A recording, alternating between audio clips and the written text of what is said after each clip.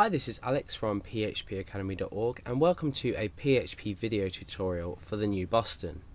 Now, after we've installed PHP and perhaps later on in our PHP development, we may need to take a detailed look at everything within our PHP installation. So, for example, you might go on later to look at the GD library. So the GD library is used to generate images using its command set. So it's an addition to PHP. It may not be included. Well, I know it's not included with the original PHP installation.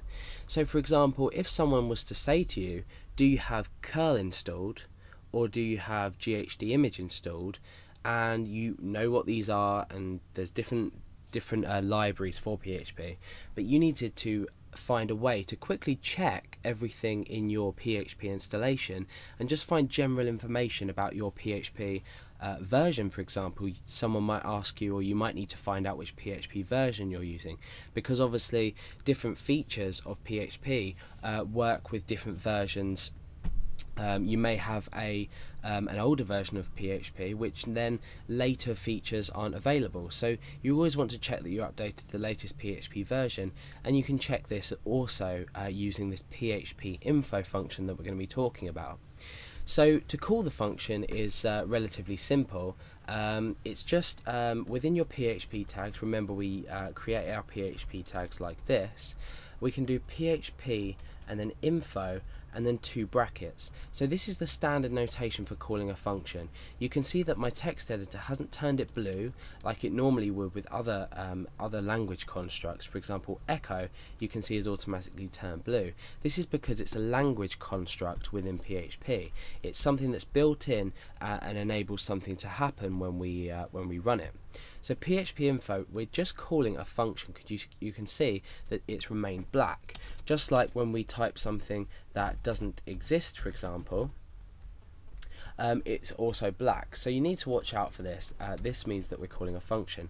So we're calling the function phpinfo, and I've saved this in index.php. So let's go over to our browser and let's refresh and see what we get.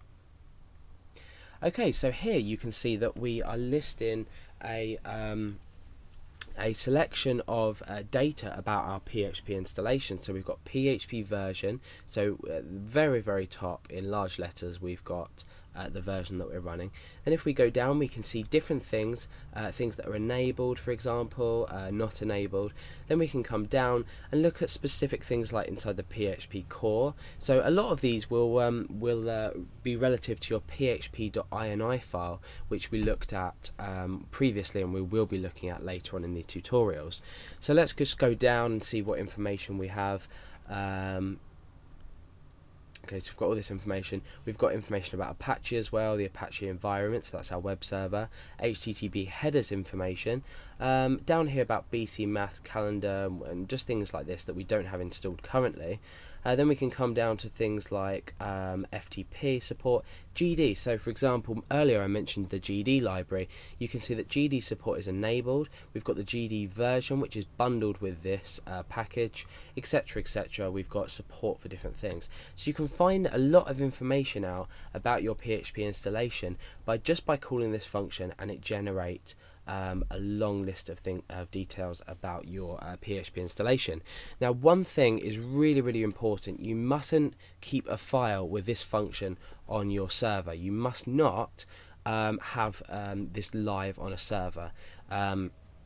Or in fact, even on your local machine, if you know that you're not protected against people accessing this will give people lots of detailed information about your PHP installation. Now, the reason I'm okay to show you is because I'm working on a local machine. It's not giving any information that could harm my my computer through my internet connection. But if you're running say a website and you had this command somewhere on your website that allow people to view, they can view all sorts of information about your PHP installation. So despite now seeing it work, you also must realize that if you have to do this, do it and then quickly delete it. So that's just a bit of security advice for you. So we've run through the phpinfo function, which gives out information about your PHP installation, and obviously you can use this when you need to find out any specifics about your PHP package.